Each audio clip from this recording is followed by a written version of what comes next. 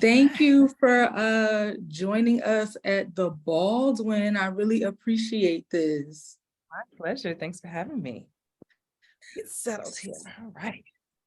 So, episode 5 is really going to hit the fan, of course, when everyone sees this episode. I know it hit the fan for me when I saw it. So what I want to ask you is, how do you think the character of Mabel is going to be perceived once everyone sees episode 5? Homewrecker, just homewrecker, period. I mean, the amount of skits that I'm seeing online and the comments from episode 3, just her dancing in the kitchen and him fixing the fan. I am so tickled. Like, I just love how engaged the fans are, and they're gonna come for me. They're gonna come for Charles, but I don't think it'll be a surprise. I think at this point in the story, whether it was Mabel, the woman at church in the band, some lady at the grocery store, it was going to be somebody, I believe. The way Charles has been acting and the way the energy is in the house with him and Lucille, I think was a matter of time. I think the timing of it all was just very convenient for Mabel in this moment. But yeah, I'm very curious to see the reaction that we get on Friday when episode 5 airs. And what do you think? What do you think? What do you think the fans are going to say?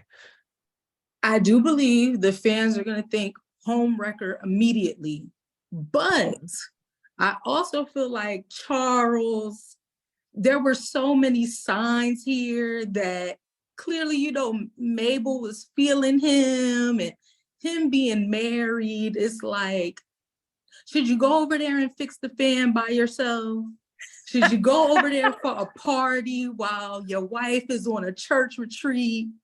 It's like, come on now, Charles. I know Mabel is going to wear a lot of blame, but some blame has to be put on Charles. Exactly, because he made his own decisions. He could have stayed at home, read a book, played that guitar. Yeah, played that guitar, created a song for when everybody came back from the retreat. That's what he could have did, sip some tea. But no, he decided to march on down to that party.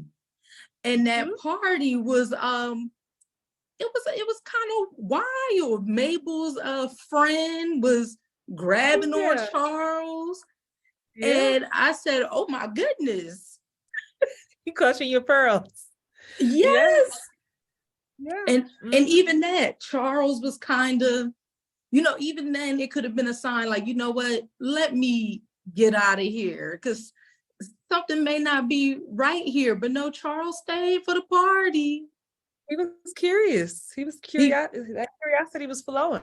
He absolutely was. And so for you, do you think it was more Mabel seduced him, or do you think it was more of Charles was kind of entering this as like a broken man, kind of looking for some love, some kindness, because he's been having a rough go at home? Yes, he has. Honestly, I feel like it's a mix of both. Mabel, as I created this character, for me, she is driven. She is single-minded. She has a focus. She made a decision to go after this man, right? It's cloaked in kindness and, hey, you need to talk and fix my fan, come dance with me, right? But she made a decision. I mean, she's a grown person. And as the fans will learn as the episodes continue this season, we get to learn more about Mabel's story and her history with love and relationships and her hurts. And it's that thing of hurt people. The same thing that may have happened to you that broke your heart. You think you'll never do that, then you find yourself in that position, and that cycle just happens. And so she sabotages her own friendships with other people, other women like Lucille, and then she sabotages her potential for love and intimacy because she just is, I think, is at this point she doesn't even know how to deal and balance both. So for sure, inviting him to that party, she knows what kind of party she's throwing, And she had a mission. That's why when fans get through episode 5, and if you look closely at Mabel's face, you see satisfaction in her eyes. You see like, yep, mission accomplished. You know, And that so that was fun to create. And even, you know, as I created the journey for her, that part there was like, where will I show signs of that and little hints of that? So that was a lot of fun. because I know as things progress, Mabel kind of starts to develop like a guilt almost. But as we learn more about her past, I wonder, is it all guilt, or is it also layers of kind of boredom? Because all right, well, I got him, you know, and it's not really the way I may want it to be anymore, or I'm kind of already bored with this. So you know what? Now it's time to like just move on and go on. So I Yeah. wanted to ask you, do you think it's guilt, or do you think it's boredom, or maybe both? Again, I think it's both. I think because of the sabotage, it's like, you know, at the top of a new year, you're like, I'm going on a 21-day raw food cleanse. That's what I'm doing. And you get to day 8 and you eat that burger because you just couldn't take it no more. And day 9, you're like, damn, I ate that burger. I was doing so good on that cleanse. You know what I mean? It's that thing of, okay, I'm gonna start again. And then the cravings come back. And I believe, to me, it's that cycle of that happening over and over again. And she's like the life of the party. She's vivacious. She likes to have fun. She's, you know, and there's also like, sometimes we can get addicted to the hunt. The hunt is the thing that's most satisfying. You know, can I get him? Can I get this? How far can I take this? How far can I push the button? You know, compared to Mabel, Charles is a square, you know, as we'll Yes. see as the season progresses. So that can sometimes be a challenge or a turnoff, you know. So it's that fun balance in creating that character and showing the audience those different sides. And I think it was good to see it play out this way, where it wasn't necessarily the man in pursuit of something else. You know, he was an active participant, but Mabel was more of the one that was saying, I want you. I'm Yep. dropping these hints. Let's see if you're gonna catch on. She was the hunter. And that's something that we don't always see. A lot of times it's played out, the man is the hunter, the man is going out the door to pursue a side relationship or whatever the case may be. But in this situation, Lucille invited the hunter, you know, into her home, and you know, we see what ends up happening. Oh, yes. Yes, we do. Yes, we do. What a journey.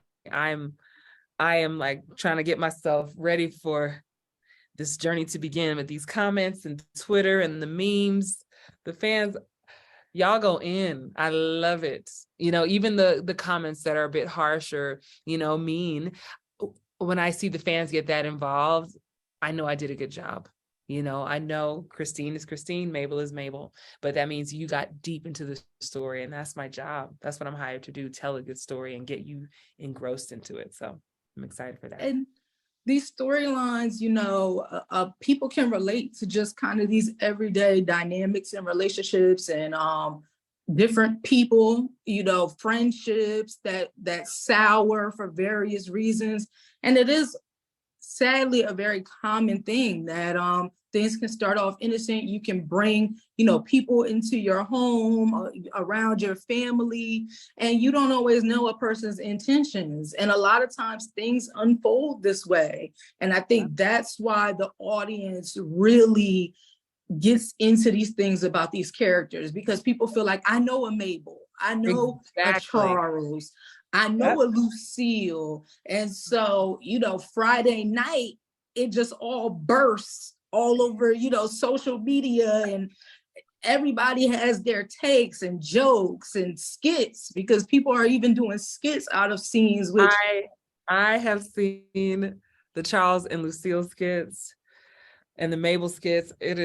I'm so tickled, down to the details of clothing and tones of voice. Me, just as an actor and content creator, I just love it. I just love it. And I'm honored. I'm honored to play a character that on a show that fans enjoy this much, and they want to even invest that time to do that. So I like to share. I usually share their stuff on my Instagram stories and stuff, let them know, hey, I see you. And I think it's hilarious. So this is great. Yes, it's always good to be one of those characters on the show that everybody has very strong opinions about.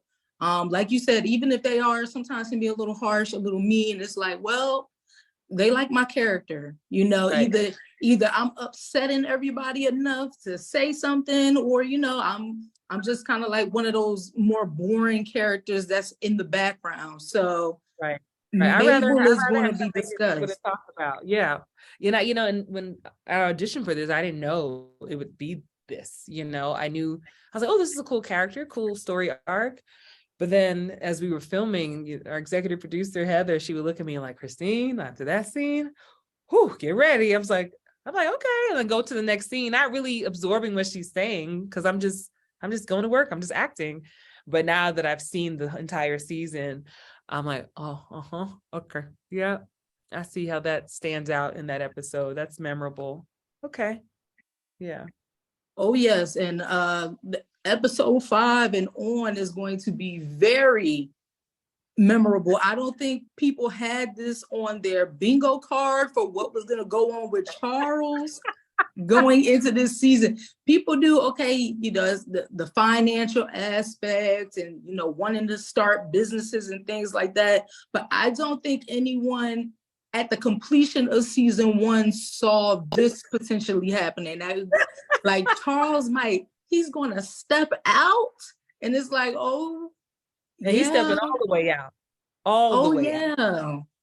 He was shy about it at first, but that quickly changes. And I'm just as excited as you are to see the social media commentary when this episode hits.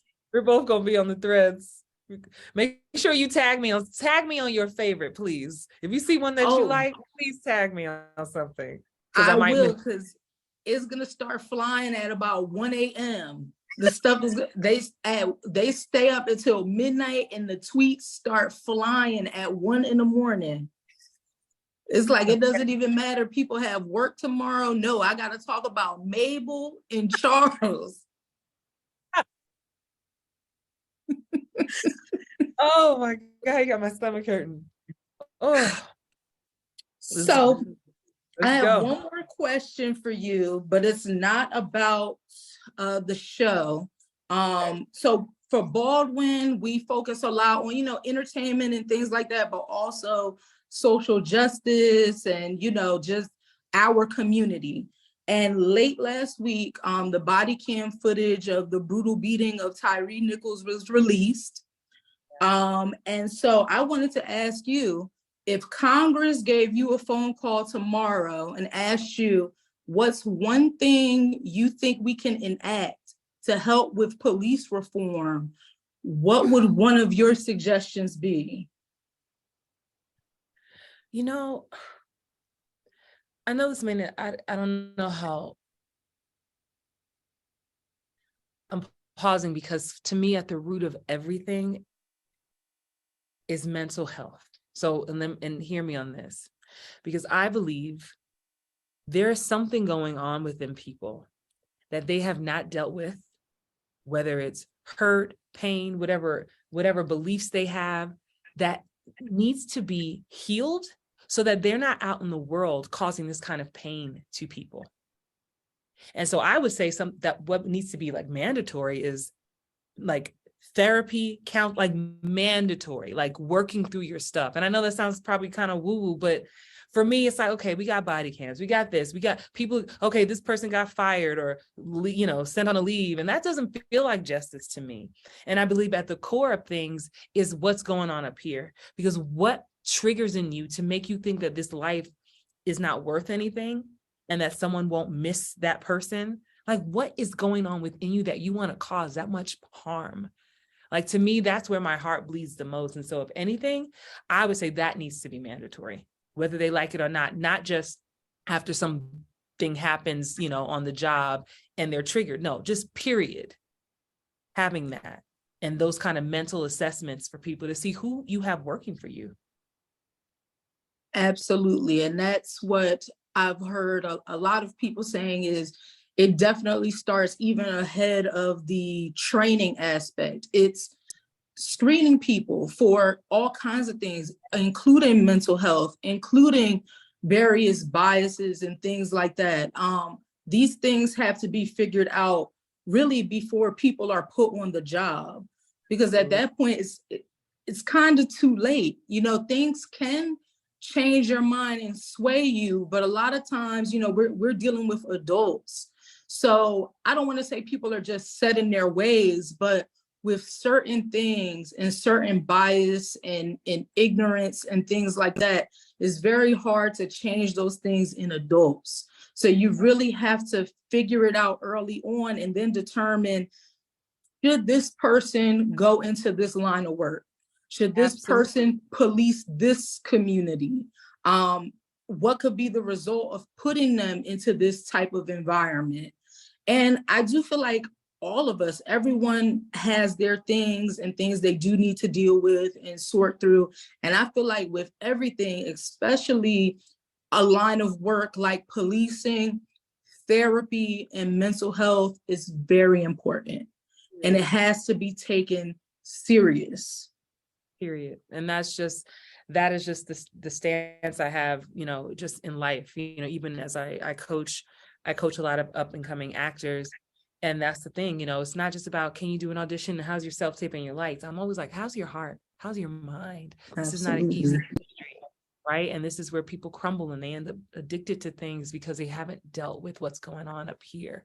So yeah, that's where my heart is. And that's where, you know, I choose to be a beneficial presence on this planet when I interact with people and pour into people. And it's just really disheartening and it just breaks your heart. You hear we hear these stories just way too much. And it's just a lot. It's just a lot. Yes. Well, Christine, I appreciate sitting down and talking to you. I cannot wait for everyone to see the rest of Mabel and how you play out for the rest of this season. It is going to be jaw-dropping and funny, and it's going to be a lot, but I really appreciate you sitting and talking with the Baldwin today. Absolutely. Thank you for having me. And, you know, just want all of your viewers to just make sure you keep tuning into our Black Mafia Fridays. You know, our theme this season is seduction and temptation, and you're going to see it play out in many, many ways with all the characters. So stay tuned. Thank you. Thank you. Bye-bye. Bye.